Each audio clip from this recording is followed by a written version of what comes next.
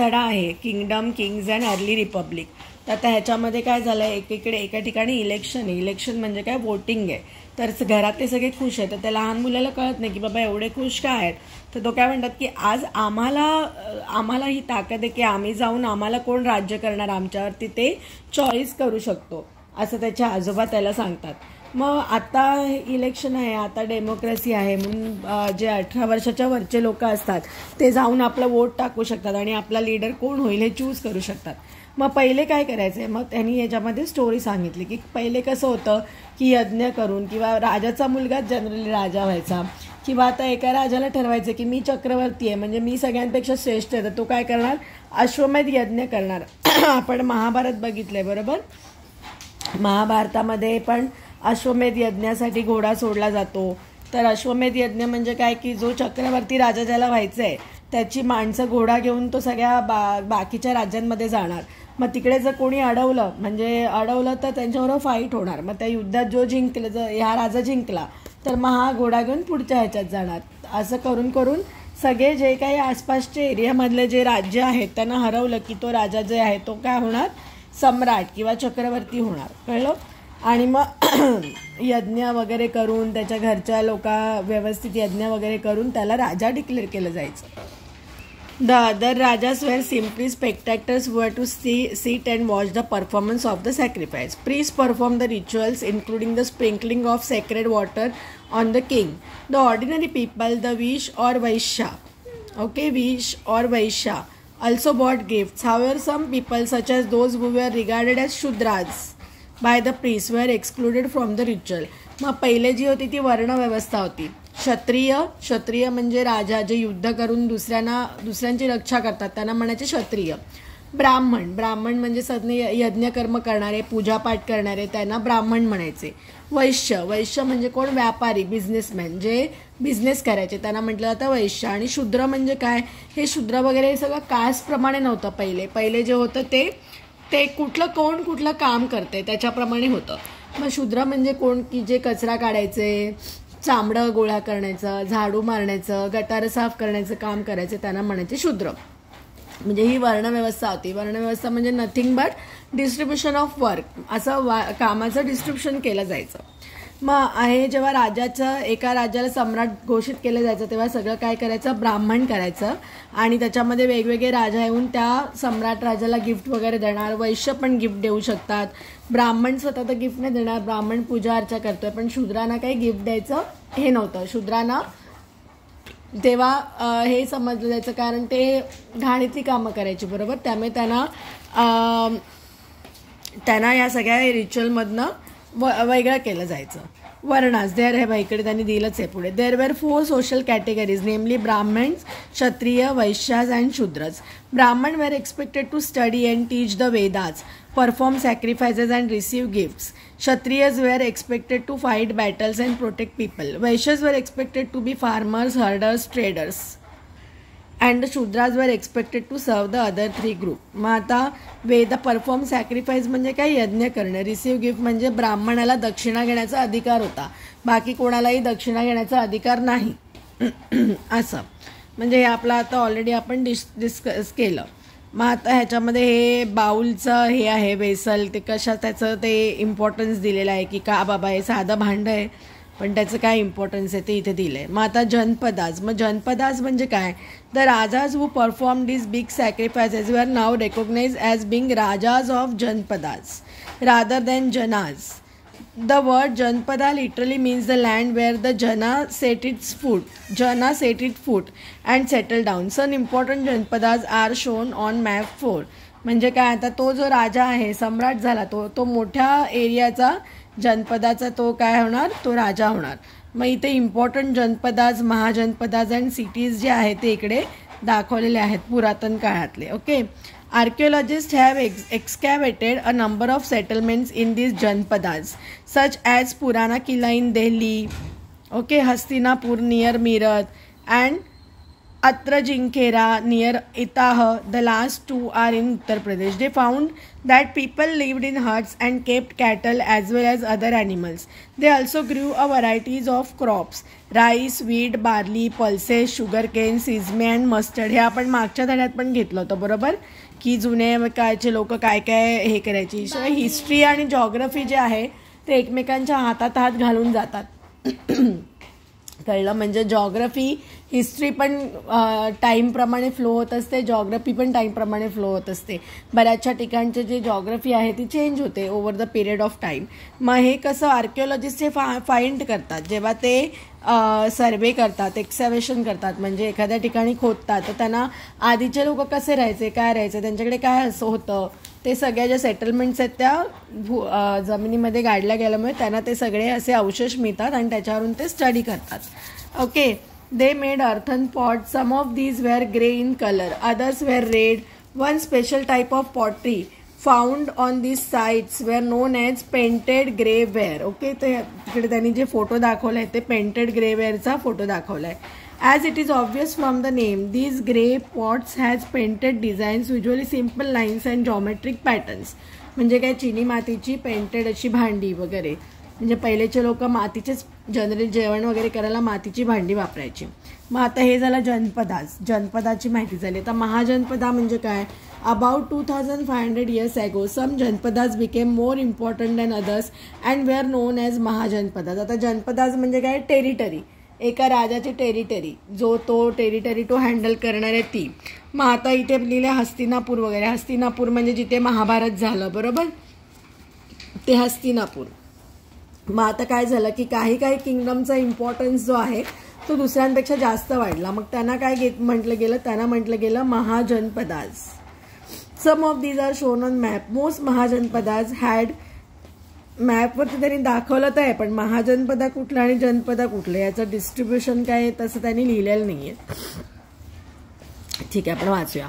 Most Mahajanapada had a capital city. Many of these were fortified. Fortified म्हणजे काय की किल्ल्यांचं सारखं, जसं म्हणजे पूर्ण त्यांच्या आजूबाजूने जे आहे ते संरक्षक तट बांधलेला होता. आपण बघतो ना किल्ल्यांवरती कशी तटबंदी केलेली असते तसं. This means that huge walls of wood, brick or stone were built around them. Forts were probably built because people were afraid of attacks from other kings and needed protection. So आता आपण बघितलं जनपदाज कुठले होते, पुराणा किल्ला in Delhi, हस्तिनापुरा near Meerut आणि अत्रांजिनखेरा हे होते जनपदाज. मग आता इथे आपल्याला कळेल की महाजनपदाज कुठले आहेत. मग किल्ले का बांधले, प्रोटेक्शनसाठी, कारण डायरेक्ट जमिनीवरती शत्रू लगेच अटॅक करू शकतो, किल्ल्यावरती लगेच अटॅक करणं पॉसिबल नाही आहे बरोबर. It is also likely that some rulers wanted to show how rich and powerful they were by building really large, tall and impressive walls around their cities. म्हणजे काय की दोन्ही गोष्टी उपयोगी, ह्याला म्हणतात संरक्षक भिंत किंवा संरक्षक तट. त्याने दोन्ही गोष्टी व्हायचं, एक तर तुमचं प्रोटेक्शन पण होणार लोकांचं आणि हे पण दिसणार की बापरे हे किती श्रीमंत, हे लोक किती श्रीमंत आहेत, हे पण श्रीमंतीचं प्रदर्शन पण होतं असं. So also in this way the land and the people living inside the fortified area could be control more easily by the king. Building such huge walls required a great deal of planning. Thousands if not lakhs of bricks or stones had to be prepared. This in turn meant enormous labor provided possibly by thousands of men, women and children. And resources had to be found for that. मग आता इथे असंच वॉलची fortification कसं करायचं ते दाखवलं. म्हणजे आता काय एवढं जर पूर्ण विचार कर, पूर्णच्या पूर्ण जनपदाला किंवा महाजनपदाला म्हणजे एकदम मोठा एरिया असेल त्याला पूर्ण जर संरक्षक तटबंदी करायची आहे तर त्याच्यासाठी मटेरियल किती लागणार, मटेरियल लागण्यापेक्षा त्याच्यासाठी लोक किती लागणार. पण म्हणजे हे कसं की तेवढ्या लोकांना काम मिळत होतं, म्हणजे राजा पैसे देणार ना, फुकटात तर कोणी बांधून नाही देणार बरोबर. The new Rajas now began maintaining armies. Soldiers were paid regular salaries and maintained by the king throughout the year. Some payment were probably made using punch mark coins. See the illustration on page 75.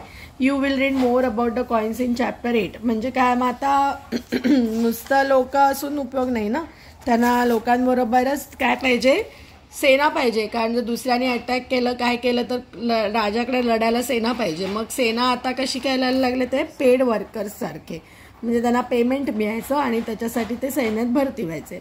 मग आता next काय आलं, taxes. As the rulers of Mahajanapadas were building huge forts, maintaining big armies, they needed more resources and they needed officials to collect this. So instead of depending on occasional gifts bought by people, as in the case of the Raja of the Janpadas, they started collecting regular taxes. म्हणजे काय, आता एवढं सगळं maintain करायचं तर ते फुकटात होतं का? नाही, त्यांना पण पैसे पाहिजे ना त्याच्यासाठी. मग आता कशासाठी पैसे ते घेणार?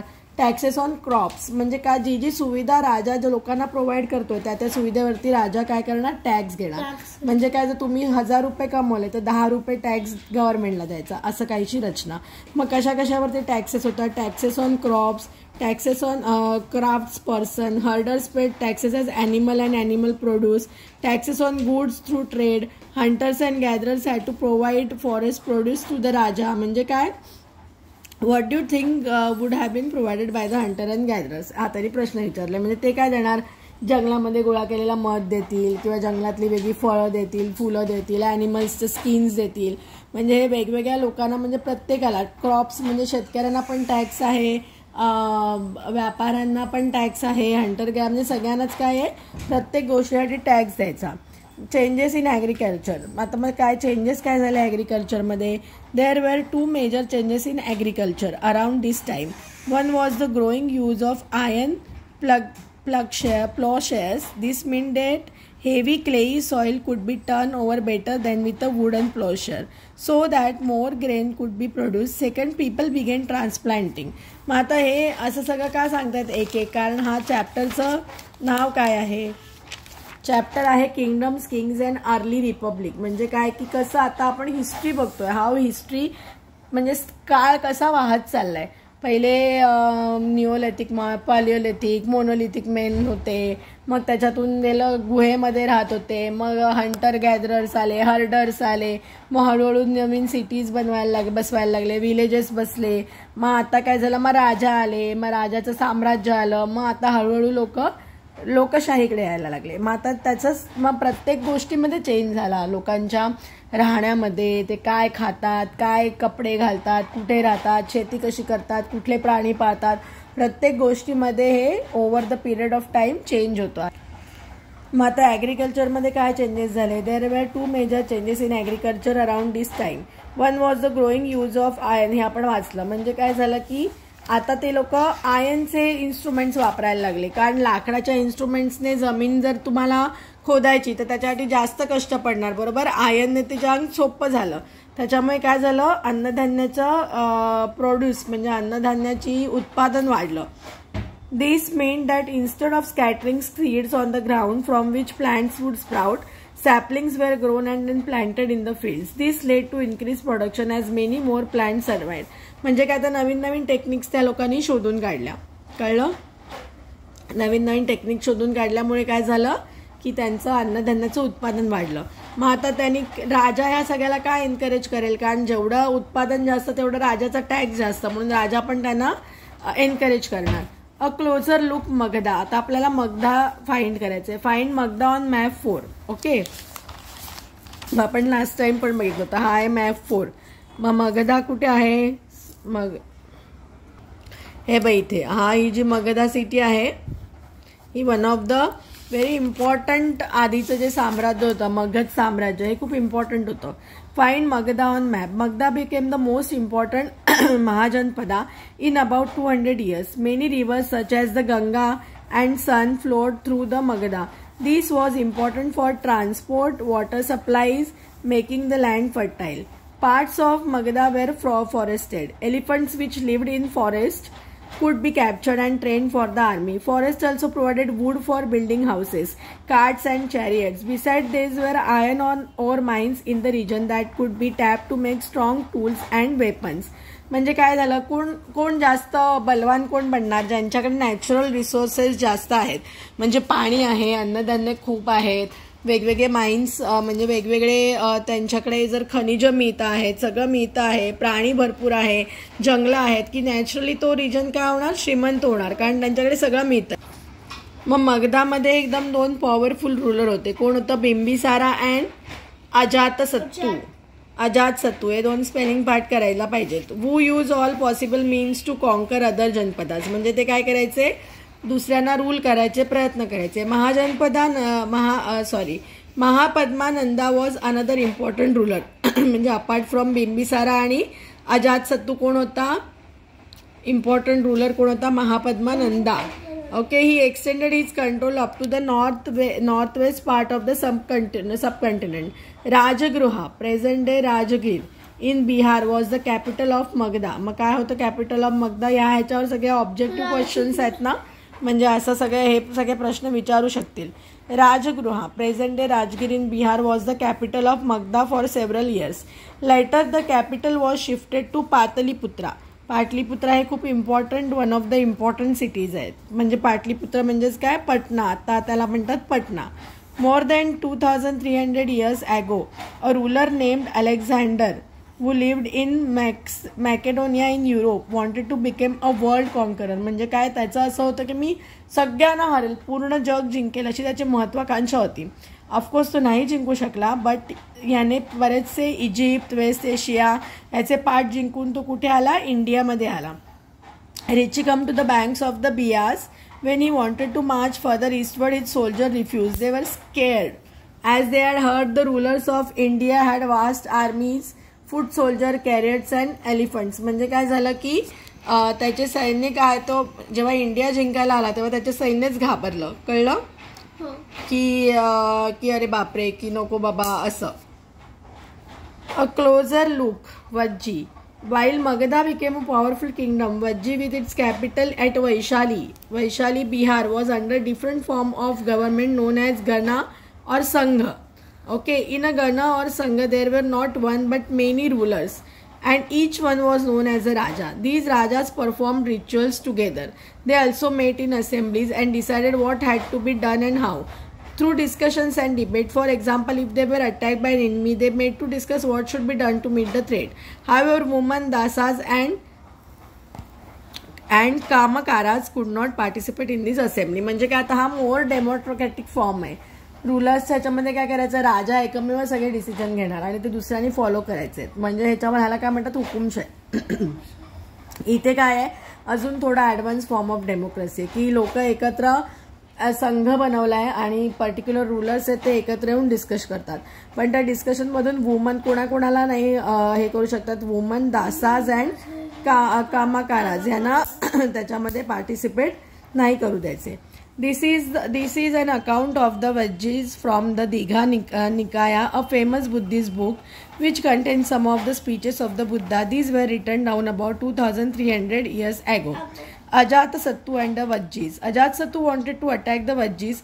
He sent his minister named Vasakara to the Buddha to get his advice on the matter. The Buddha asked whether the Vajjis met frequently in full assemblies. When he heard that they did, he replied that the Vajjis would continue to prosper as long as they held full and frequent public assemblies. They met and acted together. They followed established rules. They respected and supported and listened to elders. म्हणजे ही गोष्ट सांगितली जाते.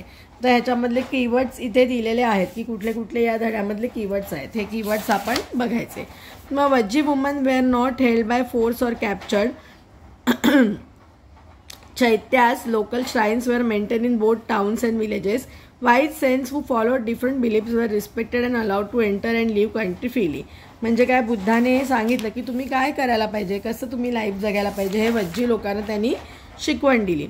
Rajas of powerful kingdom tried to conquer the Sanghas. Nevertheless, these lasted for very long time till about 1500 years ago, when the last of the Ganas or Sanghas were conquered by the Gupta rulers, about whom you will read in the chapter 9. म्हणजे काय, हे गणा संघ जे आहे ते बरेच वर्ष राहिला, पण मग नंतर काय झालं, त्यांना सुद्धा कॉन्कर केलं गेलं. कोणी कॉन्कर केलं, गुप्ता रूलर्सने कॉन्कर केलं, ज्याची माहिती जी आहे ती आपल्याला अजून पुढे येणार आहे.